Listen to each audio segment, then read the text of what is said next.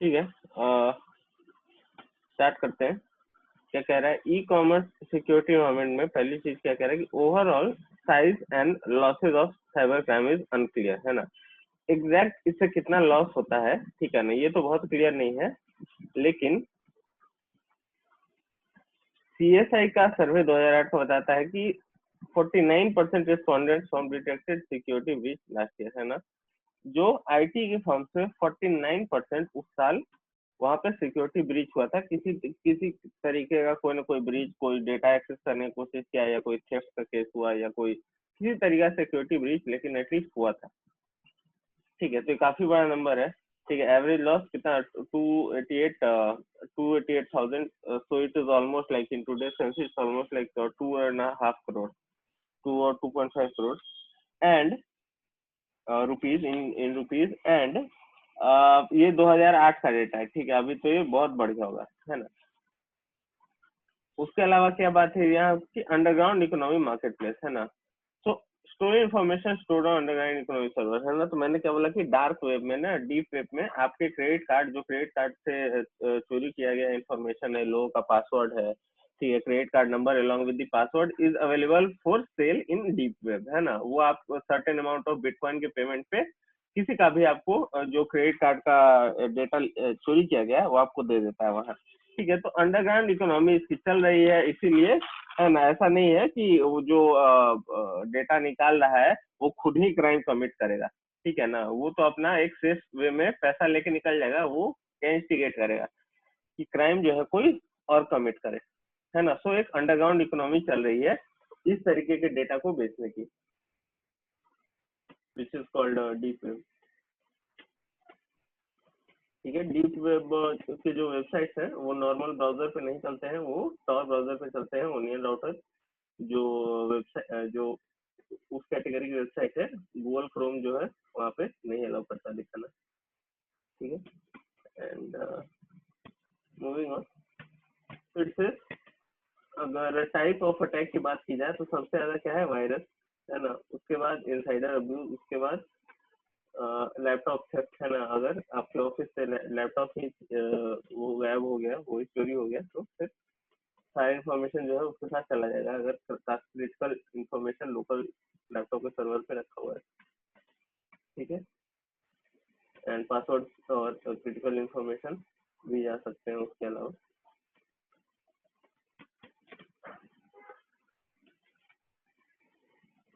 ठीक है, उसका आगे क्या है, अनऑथराइज्ड एक्सेस टू इंफॉर्मेशन, है ना। अनऑथराइज्ड एक्सेस मतलब जिसको कि उस सिर्फ प्रिविलेज यूजर को किसी पर्टिकुलर इंफॉर्मेशन का एक्सेस होना चाहिए, लेकिन वो सबको है ना। तो ये जो है एक तरीके का ब्रीच है, बिल्कुल है, डेफिनेटली है।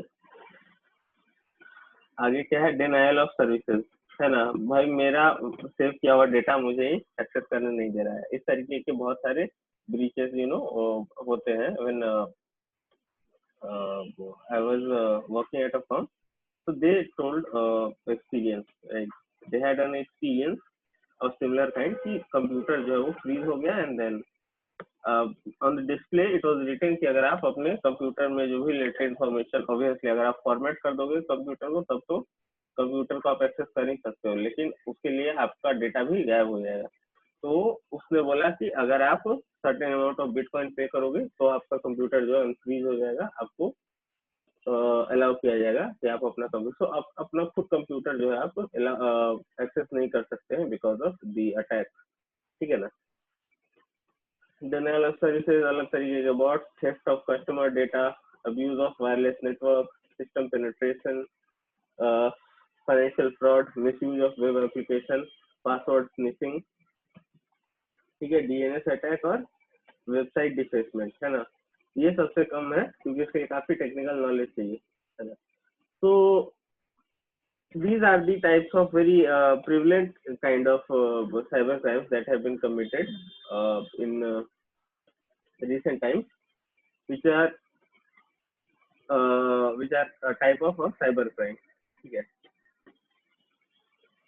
अब क्राइम देख लिया, अब सिक्योरिटी की बात करते हैं ना, क्राइम से बचने की बात करते हैं। ठीक है, तो what is good e commerce security. ठीक है, ई कॉमर्स की जो भी सिक्योरिटी का आपने इंतजाम कर रखा है ना, वो अच्छा या खराब है, ये आप कैसे कर सकते हैं। ठीक है, क्या लिखा हुआ है, to achieve highest degree of security you need to have new technology, organisational policies and procedure, industry standards and government law. ठीक है ना, तो जहाँ जिस एक तो एक गवर्नमेंट लॉ की ये बात है ना, कि गवर्नमेंट हर किसी को अलाउ नहीं करती है। ठीक है, हर टाइप का इंफॉर्मेशन जो है, फॉर एग्जांपल व्हाट्सएप, राइट, तो व्हाट्सएप का जो पॉलिसी है कि आपका डेटा जो है वो सेफ नहीं है, so on so fourth. Indian government, अलग अलग कंट्री का अलग अलग गवर्नमेंट ने उनको, ठीक है ना, उनको नोटिस भेजा कि अगर आपको इस तरीके का पॉलिसी रखना है, वल्नरेबल पॉलिसी रखना है, तो आपको हमारी कंट्री में अलाउ नहीं किया जाएगा। तो गवर्नमेंट लॉ की तरफ से भी आपको सपोर्ट चाहिए अगर ई कॉमर्स सिक्योरिटी की बात करें तो। ठीक है, उसके आगे कंपनी की जो, अगर आपकी खुद की कंपनी एक ई कॉमर्स कंपनी है, तो वहाँ पे पॉलिसी बहुत टू टाइट होनी चाहिए, है ना, कि कुछ सर्टेन डेटा है, इंफॉर्मेशन है ना, कस्टमर का इंफॉर्मेशन हो वगैरह, वो डेटाबेस एडमिनिस्ट्रेटर को वो एक्सेस नहीं कर सकता है, या फिर इंजीनियर एक्सेस नहीं कर सकता है, सिर्फ जो कंपनी का ओनर है उसके पास इंफॉर्मेशन। इस तरीके की जो पॉलिसी, ठीक है ना, इस तरह का फ्रेमवर्क, ठीक है ना, अगर आपने कंपनी ऑर्गेनाइजेशन खोलते ही समय क्लियर कर दिया कि देखो जो भी परचेज हमारी कंपनी से हो रहा है ना, फ्लिपकार्ट मान ले तो फ्लिपकार्ट हुआ, स्नैपडील हुआ, पेटीएम मॉल हुआ, तो खुलते के साथ ही ये पॉलिसी क्लियर कट बता दी गई है कि जो भी इंफॉर्मेशन परचेज जो भी कर रहा है, जो भी कस्टमर परचेज कर रहा है, उससे रिलेटेड जो भी इंफॉर्मेशन है, उसका नाम क्या है, एज क्या है, जेंडर क्या है, एड्रेस क्या है, सो ऑन एंड सो फोर्थ, वो जो है वो एक्सेस आपको नहीं मिलेगा। ऑल्दो आप इस कंपनी के एम्प्लॉय हो, उसके बावजूद भी this is not a trust related issue, हम मिसट्रस्ट का कल्चर नहीं क्रिएट करना चाह रहे हैं, बावजूद इसके आपको जो है वो इन्फॉर्मेशन नहीं मिलेगा, बिकॉज वो आपके काम का नहीं है। ये इन्फॉर्मेशन सिर्फ एक या दो प्रिविलेज यूजर जो कंपनी के बोर्ड और चेयरमैन जो होंगे उन्हीं के पास ये इन्फॉर्मेशन होगा। ठीक है, कि कौन कस्टमर कहाँ रहता है, सो ऑन एंड सो फोर्थ। ठीक है, तो ऑर्गेनाइजेशन पॉलिसी भी टाइट होनी चाहिए। ठीक है, और न्यू टेक्नोलॉजी की बात है तो वो तो जरूरी है ही, क्योंकि दोनों तरफ से, है ना, एडवांसमेंट हो रहा है। थेफ्ट, क्राइम, साइबर क्राइम की तरफ से भी टेक्नोलॉजी एडवांसमेंट हो रहा है, सिक्योरिटी की तरफ से भी हो रहा है। तो अगर आप जिस लेवल से ऊपर जा रहे हो उस लेवल से सिक्योरिटी नहीं जाएगी तो फिर दिक्कत हो सकती है। ठीक है, I remember back in like 10 or 11 or 12 years ago, I think lot of money was stolen from Swiss banks, right? Swiss bank से काफी पैसा चोरी हो गया था। Then Panda Security, with the antivirus company, they were able to recover almost all of the money that they lost. So technology अगर उस level पे, जिस लेवल पे जो साइबर क्राइम कमिट किया जा रहा है वहां पे, तो it can be safe guarded, right. आगे, ठीक है, अदर फैक्टर्स क्या है, टाइम वैल्यू ऑफ मनी, ठीक है, cost of security versus potential loss, security often breaks at the weakest link, है ना। तो आपको जो है सबसे वीकेस्ट लिंक आपको आइडेंटिफाई करके रखना है कि कहाँ पे कौन सी सबसे कमजोर कड़ी है ना, कहाँ पे ब्रीच हो सकता है। क्या आपने जहाँ डेटाबेस कस्टमर का है वहाँ पे कोई आपने एक्सपोर्ट का फीचर रखा हुआ है, या क्या आपने वहाँ से कॉपी पेस्ट, है ना, control A control C control भी अलाउ कर रखा है। इस तरीके का अगर आपने छोड़ रखा है तो चोरी होगा ही होगा, है ना। तो इस तरीके का जो भी आपका वीकेस्ट लिंक है वो आपको अवॉइड करना चाहिए, तब आप बोलो कि हाँ आपकी जो ई कॉमर्स की सिक्योरिटी है वो स्टैंडर्ड से ऊपर है, और you can have a certain level of peace of mind. ठीक है, ई कॉमर्स सिक्योरिटी इन्वायरमेंट, अगर मैं लेयर्स की बात करूँ तो सबसे पहले तो लॉ और स्टैंडर्ड्स है ना, ये गवर्नमेंट के लेवल पे होगा। उसके अंदर ऑर्गेनाइजेशन पॉलिसी, क्योंकि सारी कंपनी जो अपने अपने government ministry of corporate affairs के अंडर में वो रहती है, रजिस्टर्ड होती है। उसके बाद वो उस पर्टिकुलर कंपनी के पास क्या टेक्नोलॉजिकल सॉल्यूशन है और उसके अंदर जो डेटा है, तो डेटा जो है उसको बचाने के लिए, ठीक है ना, आपको कई सारे सिक्योरिटी एनवायरनमेंट में कई सारे लेयर्स है। ठीक है, तो सबसे पहला सपोर्ट जो है आपको खुद के गवर्नमेंट से चाहिए। अगर आप कुछ ब्रीच भी हो जाता है तो आप कम से कम साइबर पुलिस के पास जाके रिपोर्ट तो करोगे। ऐसा तो नहीं होगा ना कि वो जाके बोले कि नहीं ये तो कोई क्राइम ही नहीं है, मेरे को क्या मालूम यूपीआई से पैसा कैसे कट गया, फोन है तो। ठीक है, तो आपका जो गवर्नमेंट है पहले तो उसको ये रिकॉग्नाइज करना चाहिए साइबर क्राइम क्या होता है क्या नहीं होता है, और अगर इस तरीके की घटना दुर्घटना होती है तो वो किस श्रेणी में आएगी, इस साइबर क्राइम में आएगी, अब अगर अलग अलग पर्सपेक्टिव की बात करें, है ना, तो सिर्फ टेबल देखो क्या कह रहा है कि customer and merchant perspective on different dimension of e commerce security, है ना। ई कॉमर्स सिक्योरिटी के अलग अलग एस्पेक्ट्स हैं, और उसमें हम पर्सपेक्टिव अगर हम देखें कस्टमर को मर्चेंट से, तो इंटेग्रिटी, इंटेग्रिटी में कस्टमर का क्या कहना है कि हैज इंफॉर्मेशन आई ट्रांसमिट और रिसीव बीन ऑल्टर्ड। ठीक है, कस्टमर का क्या कंसर्न है कि जो मैंने डाला, एड्रेस डाला, ठीक है ना, आप अपना पिन का वो डाल देते हो, एटीएम डाल देते हो, किसी वेबसाइट परचेज करते समय कहा जाता है पेमेंट गेटवे, ठीक है। तो कस्टमर को ये कंसर्न रहता है कि ऑल्टर तो नहीं किया गया। और मर्जेंट में क्या पर्सपेक्टिव है data on the site been altered without authorise, is data being received from customer valid, है ना, कि ये कोई असली कस्टमर है, ठीक है, या फिर कोई बॉट इसको वो कर रहा है, हमारे साइट के साथ छेड़छाड़ करता जा रहा है, ठीक है। तो इंटीग्रिटी में तो एक ये पर्सपेक्टिव है। उसके बाद क्या है, नॉन रिपुडिएशन। तो इसमें कस्टमर का क्या पर्सपेक्टिव है, can a party to an action with me later deny taking the action, है ना। क्या ऐसा हो सकता है कि आप आज आपने अमेजोन खोला, ठीक है ना, परचेज किया, ठीक है, पेमेंट कर दिया, आज दिखा दिया कि हाँ ऑर्डर निकल गया, और कल को बोले कि नहीं ऑर्डर तो कभी हुआ नहीं, है ना, आपने कभी पे ही नहीं किया, मेरे पास कोई ऑर्डर नहीं आया। ये कस्टमर का कंसर्न हो सकता है ई कॉमर्स सिक्योरिटी। और यहाँ इसी कंटेक्स्ट में मर्चेंट की बात की जाए, तो मर्चेंट क्या डर लग सकता है कि क्या कस्टमर डिनाई ऑर्डरिंग प्रोडक्ट, है ना, कि हमारे पास ऑर्डर आ गया, ठीक है, हमारे पास ठीक है ना, कैश ऑन डिलीवरी का ऑर्डर आ गया, हमारा बंदा गया, माल लिया, चला गया, और वहां पे आके क्या बोला जा रहा है कि अरे मैं तो हूँ ही नहीं, मैं तो शहर में, तो मेरे को तो पता ही नहीं किसने ऑर्डर किया, सो ऑन एंड सो फोर्थ। तो नॉन रिपुडिएशन, है ना, यानी कि पलटना। तो यहाँ से क्या कस्टमर पलट सकता है, या फिर क्या ऑर्गेनाइजेशन यानी कि जो सेलर है वो पलट सकता है। तो कस्टमर का ये कंसर्न है, ये मर्चेंट का कंसर्न है, ठीक है। ऑथेंटिसिटी की बात कर रहे हैं, ऑथेंटिसिटी मतलब ओरिजिनल है या नहीं है, ठीक है। आगे इसमें कस्टमर का क्या पर्सपेक्टिव है, who am I dealing with, how can I be assured that the person और entity is who they claim to be, है ना। अगर आप इस तरीके की वेबसाइट है ना, स्नैपडील या पेटीएम मॉल पे देखो, तो कई सारे जो है फेक ब्रांड वहाँ पे सेल करते रहते हैं ना, they will say claim that they are Nike sellers और Reebok sellers and so on and so forth. तो इस तरीके की चीजें वहाँ पे प्रेवलेंट है। तो इस वजह से कस्टमर को डर लगता है कि मैं पे तो यार कर रहा हूँ, लेकिन ये क्या वही ब्रांड है जो ये कर रहा है, क्योंकि जो प्लेटफॉर्म है ना, स्नैपडील, ये तो बस एक मीडियम है जो कस्टमर और क्या कहते हैं सेलर को एक प्लेटफॉर्म पे लेके आता है। लेकिन कस्टमर कंसर्न रहता है कि जो सेलर है ये वही है जो ये कह रहा है, या फिर कुछ इसमें फर्जीवाड़ा है। तो ऑथेंटिसिटी के कंटेक्स्ट में अगर बात की जाए तो कस्टमर को हमेशा यही डर होता है, ठीक है। मर्चेंट का इसमें क्या पर्सपेक्टिव है, what is the real identity of the customer, है ना, कि कस्टमर जो बोल रहा है क्या वो सच में कस्टमर है या कुछ और है ना, कि कहीं बल्क में ऑर्डर दे दिया गया जानबूझ के हमारे रिसोर्सेज को एक्सप्लॉइट करने के लिए, है ना, कि ऐसे कैश ऑन डिलीवरी 100 सामान मंगा लिया गया और कोई लेने वाला ही नहीं है, वहां पे तो कोई घर ही नहीं है, फोन है, ठीक है, कि कोई दूसरा इंसान बन के कस्टमर ने एक ऑर्डर कर दिया है। कॉन्फिडेंशियलिटी की बात है ना, कॉन्फिडेंशियलिटी मतलब प्राइवेसी की एक तरीके से बात कर सकते हैं।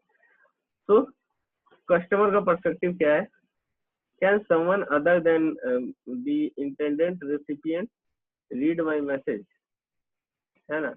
तो अगर आपका जो है मान लिया आपने कोई ऑर्डर किया है अमेजोन पे और आपको बाद में एड्रेस चेंज करवाना है, आपने मैसेज किया उसके सपोर्ट टीम को, तो एक कस्टमर को मन में डर हो सकता है कि जो मैं एड्रेस चेंज बोल रहा हूँ किसी और को तो नहीं इंफॉर्मेशन जा रहा है, ठीक है। ये कंसर्न हो सकता है कॉन्फिडेंशियलिटी के टर्म्स में कस्टमर का, ठीक है। और मैंने बोला पहले कॉन्फिडेंशियलिटी देखें फिर प्राइवेसी देखें। तो कॉन्फिडेंशियलिटी में एक तो कस्टमर का ये कंसर्न है, और मर्चेंट का कंसर्न क्या है कि आर मैसेजेस और confidential data are accessible to anyone other than those और ऑथराइज्ड टू व्यू, ठीक है ना, कि कोई मान लिया खास करके अलग टाइप का इंफॉर्मेशन है है ना, या फिर कोई कस्टमर ने जो परचेज किया है उससे रिलेटेड कोई, मान लिया कि है ना, कोई किसी फेस्टिवल में किसी एचपी या डेल ने कोई वो चलाया हुआ है कि विंडोज जो है ना, विंडोज का माइक्रोसॉफ्ट का वो है, वो ओरिजिनल मिलेगा और एमएस ऑफिस का full life time licence free मिलेगा। तो उसके बाद वो क्या देता है एक्टिवेट करने के लिए की। तो ये भी डर हो सकता है कि जो मैं की दे रहा हूँ, क्योंकि एक टाइम पे ही काम करेगा एक के लिए, तो ऐसा तो नहीं हो रहा है कि मैंने की दिया इस कस्टमर को और कोई और किसी तरीके से एक्सेस कर गया इस इन्फॉर्मेशन को और वो की जो है कोई और यूज कर गया, मेरा कस्टमर जो है जिसके लिए मैंने क्रिएट किया था वो नहीं कर पाया। तो कॉन्फिडेंशियलिटी में भी दो पर्सपेक्टिव है। प्राइवेसी, प्राइवेसी में क्या कंसर्न है, तो कस्टमर के लिए कह रहा है कि can I control the use of information about myself transmitted to an e commerce merchant. ठीक है, तो कस्टमर का ये कहना है कि जो मैं इंफॉर्मेशन दे रहा हूँ वो उस पर मेरा कंट्रोल है क्या। ठीक है, जो भी इंफॉर्मेशन मेरे से पूछा जा रहा है, एड्रेस पूछा जा रहा है, रेफरेंस पूछा जा रहा है, फोन और सो फोर्थ, तो it says can I control the use of information about myself transmitted to an e commerce merchant. उसी तरीके से मर्चेंट का क्या कंसर्न है कि what use if any can be made of personal data collected as part of an e commerce transaction, is that personal information of customer being used in an unauthorized manner। ठीक है, तो यहाँ पे merchant का perspective ये है कि what use if any can be made of personal data collected as part of an e commerce transaction, is the personal information of customer being used in an. ठीक है, तो एक कंसर्न मर्चेंट को भी है कि इंफॉर्मेशन जो हमारे पास आ गया वो कहीं गलत तरीके से न यूज कर जाए कोई हमारी कंपनी में, और प्राइवेसी के कंटेक्स्ट में ये, और कस्टमर को भी है कि मैं जो डेटा दे रहा हूँ उसमें मेरा कंट्रोल है या नहीं है। ठीक है, मेरा राइट है कि नहीं है इस पे। ऐसा तो नहीं है कि मैं एड्रेस शेयर कर रहा हूँ और ये डेटा जो है वो सेल कर देगा किसी और को, मर्चेंट सेल कर सकता है, ऐसा तो नहीं होना चाहिए। तो ये प्राइवेसी का कंसर्न है। ठीक है, अवेलेबिलिटी। ठीक है, और अवेलेबिलिटी में कस्टमर का क्या पर्सपेक्टिव है कि can I get access to the site. ठीक है ना, तो कुछ कुछ अब अभी अगर आप देखो तो ई कॉमर्स तो नहीं, लेकिन एक प्लेटफॉर्म है क्लब हाउस। तो क्लब हाउस जो है it's like open this thing की कॉन्वर्सेशन आप कर सकते हैं ग्रुप में, बट इट्स इनवाइट ओनली, कि कोई ऑलरेडी क्लब हाउस पे है वही दूसरे को इनवाइट भेज के उसको अलाउ कर सकता है, तो हर किसी को एक्सेस नहीं है। ठीक है, तो इस तरीके का चीज कस्टमर को लग सकता है ना। या फिर फॉर एग्जांपल अगर मैं बात करूं वन प्लस की, वन प्लस अभी तो अवेलेबल है। जब वन प्लस वन पहला फोन आया था तो वो इनवाइट ओनली मेथड में था, यानी कि जो जिन लोगों ने वन प्लस का इनवाइट जिनको आया हुआ है कहीं से वही लोग खरीद सकते हैं और फिर वो दो और लोगों को इनवाइट भेज सकते थे परचेज करने का। ठीक है, तो हर किसी को साइट का एक्सेस नहीं मिल रहा था। तो एक तो ये इस तरीके का हम ये एक एग्जांपल समझ सकते हैं कि कस्टमर के दिमाग में ये हो सकता है कि मुझे एक पर्टिकुलर साइट का जो मुझे लेना है जहाँ से प्रोडक्ट, उसका मुझे एक्सेस है या नहीं। और मर्चेंट का क्या कि जो मेरी वेबसाइट है वो ऑपरेशनल है कि नहीं है ना, वेबसाइट मैंने कोड वगैरह करके सही से रखा है लेकिन अगर लाइव नहीं है तो फिर कोई फायदा नहीं है। ठीक है, तो अब अगर बात की जाए कि सिक्योरिटी और अदर वैल्यूज के बीच में टेंशन है ना, आपके डेवलपर्स बोल रहे हैं कि सर आपने इतना ज्यादा स्ट्रिंजेंट बना दिया है कि कस्टमर जो है तो परेशान हो गया, वो अपना है ना वो देते देते वेरिफिकेशन करवाते करवाते, है ना। तो क्या लिखा हुआ है यहाँ, security versus ease of use. The more security measures added the more difficult a site is to use and slower it becomes, है ना। कई लोग परेशान हो जाते हैं, टू फैक्टर ऑथेंटिकेशन, अरे ओटीपी भी आ रहा है, अरे फिंगरप्रिंट भी आ रही है वो। तो ज्यादा सिक्योरिटी मेजर लिया जाता है ना, for more peace of mind, for more security and all these things. तो इस तरीके के मेजर जो है एक लिमिट से अगर ज्यादा हो जाए तो क्या होता है, ऑर्गेनाइजेशन में भी एक तरीके का टेंशन हो जाता है और कस्टमर को तो ऑब्वियसली कंसर्न होता ही है कि बहुत स्लो हो रहा है प्रोसेस, है ना। जितने देर में दो सामान में खरीद लेता है उतने में अभी एक हमें पासवर्ड और one factor two factor authentication ही किए जा रहा हूँ मैं। ठीक है, तो एक तो बात ये है ईज ऑफ यूज की, फिर क्या है security versus desire of individuals to act anonymously, है ना। तो अगर इस तरीके का हो, है ना, प्लेटफॉर्म अमेजोन मान लिया अलाउ करे आपको कि यार तुम हमारे प्लेटफॉर्म पे जो सामान है ना वो तुम देख ही नहीं सकते हो अगर तुम्हारे अमेजोन अकाउंट नहीं है ना। तो ये भी दिक्कत की बात है, हो सकता है अमेजोन को परेशानी हो जाए फ्यूचर में, लेकिन इंडिविजुअल का डिजायर होता है कि वो एनोनिमस तरीके से जाके चेक कर सके, मतलब वो कहीं पे अगर प्राइस फ्लिपकार्ट से खरीद रहा है तो ये नहीं कि वो उस टाइम पे उसको लॉग इन करना पड़ेगा अमेजोन अकाउंट से देखने के लिए कि ये प्रोडक्ट सस्ता है या नहीं है, ठीक है। तो इंडिविजुअल का डिजायर होता है कि वो कई प्लेटफॉर्म से एनोनिमसली जाके चेक कर सके, क्योंकि वो इंफॉर्मेशनल वेबसाइट है तो इन्फॉर्मेशन तो एनोनिमसली मिलना चाहिए, ऐसा है इंडिविजुअल का पर्सपेक्टिव, ऐसा इंडिविजुअल का रवैया हो सकता है, ठीक है। क्या नीचे लिख रहा है, use of technology by criminals to plan crimes और थ्रेटन नेशन स्टेट, है ना। तो एक क्राइम का भी यहाँ पे एंगल है, क्योंकि अगर आप एनोनिमसली विजिट कोई कर रहा है तो फिर कौन कर रहा है, कौन थ्रेट कर रहा है, ये भी पता नहीं चलेगा, और इस चीज का वो एक्सप्लॉइट, इस चीज को एक्सप्लॉइट कर सकते हैं।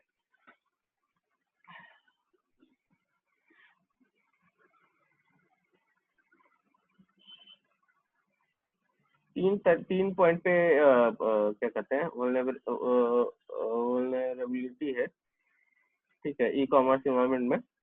तो कैसे कैसे वल्नरेबल है हम अभी देखेंगे। पहला तो है क्लाइंट के पॉइंट पे, फिर है सर्वर पे, और तीसरा है कम्युनिकेशन पाइपलाइन। ई कॉमर्स अगर आप एक टिपिकल ई कॉमर्स ट्रांजेक्शन को देखो कैसे इंफॉर्मेशन यहाँ पे फ्लो होता है, ठीक है। तो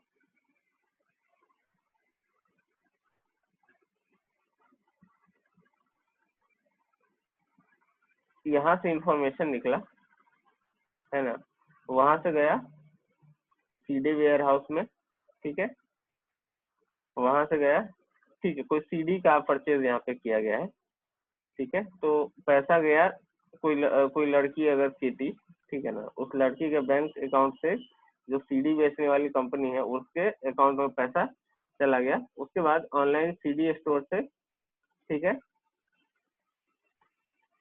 निकला सीडी, ठीक है, सीडी वेयर हाउस से फिर वो पैकेजिंग हुआ, गाड़ी में गया, ठीक है, 2-3 दिन में अराइव हुआ, केटी सेंड्स ऑर्डर फ्रॉम, ठीक है, फिर आईएसपी एंड देन केटी का ऑर्डर आ गया।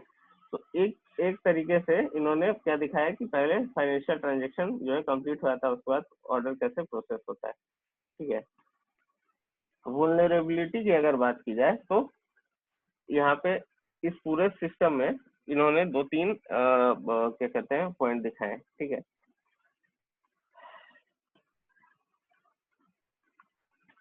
यहाँ पे केटी के कंप्यूटर से आईएसपी, है ना, और आईएसपी से वेब सर्वर जहाँ कनेक्टेड है वहां पे कई सारे इन्होंने दिखाए हुए कि केटी का जो कंप्यूटर है वहां से जो आईएसपी है उसको टैपिंग लाइन, टैप करना आप समझते हो ना, बड़े बड़े वीआईपी लोग बोलते हैं कि हमारा फोन जो है टैप कर लिया गया। टैप मतलब कि आप जो कुछ कर रहे हो आप करो आराम से, कोई दिक्कत नहीं है, लेकिन किसी और को पता चलते रहेगा, ठीक है ना। तो केटी जो भी पासवर्ड डाल रही है वो तो वो इन्फॉर्मेशन आईएसपी के थ्रू ही जा रहा है ना। मानिए कि आप एयरटेल का सिम रखा है आपने और आप अपना यूपीआई से पेमेंट करते हो, लेकिन ये डेटा जो है आपका यूपीआई वाला वो तो आपका एयरटेल के थ्रू ही जा रहा है।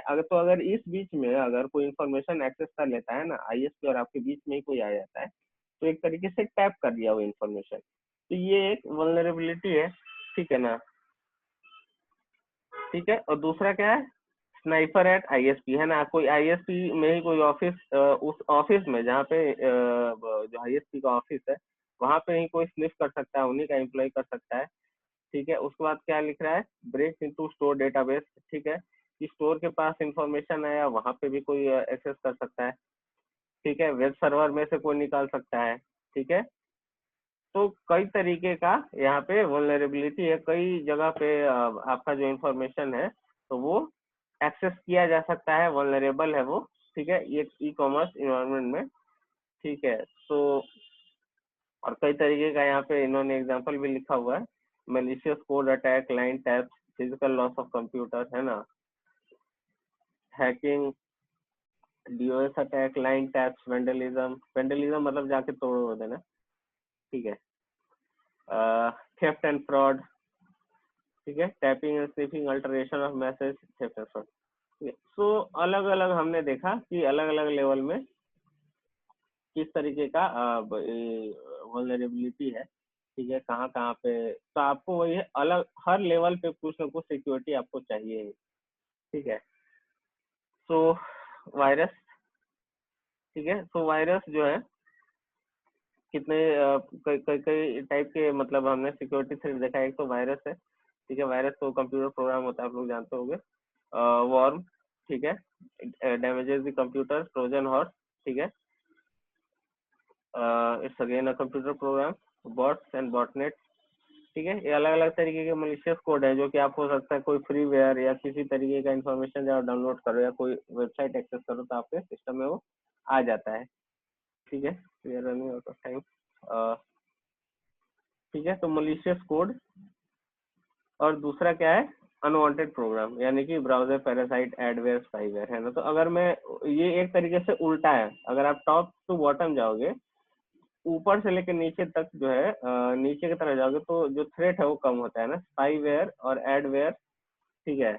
ये एक तरीके का लो, मतलब कह सकते हैं कि लो रिस्क सिक्योरिटी कंसर्न है ना। एडवेयर या स्पाईवेयर, स्पाईवेयर आप ये भी बोल सकते हो, जो आपके ब्राउजर के कुकीज में इंफॉर्मेशन स्टोर हो जाता है कि आप 2 दिन पहले ये पर्टिकुलर वेबसाइट देख रहे थे, ये भी एक तरीके का स्पाईवेयर है, ठीक है। So so these things are there, and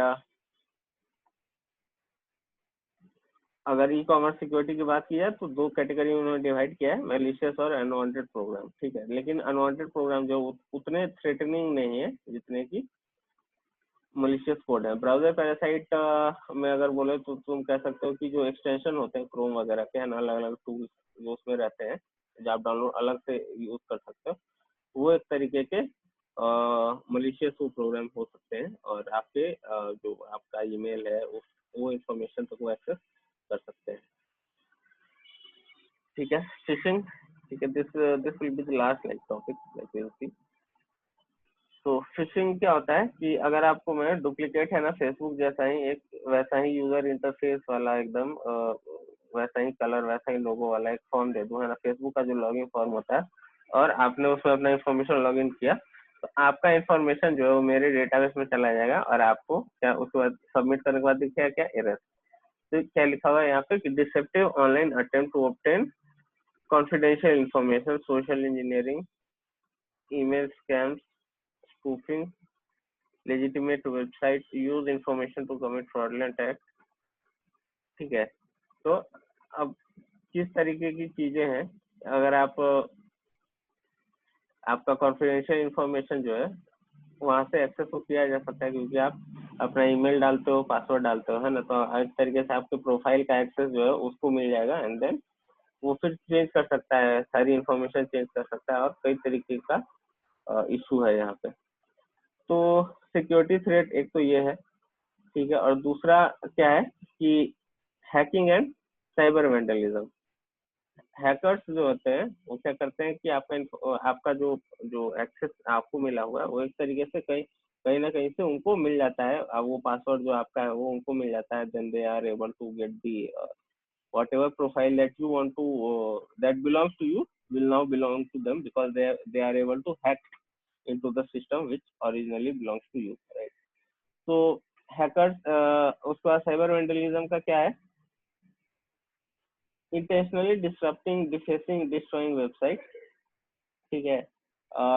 कई बार आप देखते होगे, है ना, कि इंडियन गवर्नमेंट की वेबसाइट जो है एक्सेस कर ली जाती है, और उस पर उल्टा सीधा कंटेंट आ जाता है, या फिर फॉरेन कंट्री का, पाकिस्तान के वेबसाइट पे कोई इंडियन हैकर जो है उसको एक्सेस करते हैं। इसको ये एग्जांपल जो है ना, वेबसाइट यानी कि दूसरे वेबसाइट के रूट सर्वर को एक्सेस करके, है ना, जो फाइल है इंडेक्स एचटीएमएल उसमें चेंजेस कर देना है, एसक्यूएल इंजेक्शन के थ्रू अलग अलग इंफॉर्मेशन जो उस वेबसाइट से रिलेटेड नहीं है उसको डाल देना, है ना। तो ये जो है साइबर वेंडलिज्म का एक हिस्सा है, ठीक है। तो एसक्यूएल इंजेक्शन एक काफी प्रोमिनेंट वे है in today's world to vandalise website, right. And तीन तरीके के हैकर्स यहाँ पे दिखाए गए हैं, व्हाइट हैट, ब्लैक हैट और ग्रे हैट, ठीक है। तो इन सब के बारे में जो है हम नेक्स्ट लेक्चर में देखेंगे। तो आई बी टेकिंग अटेंडेंस।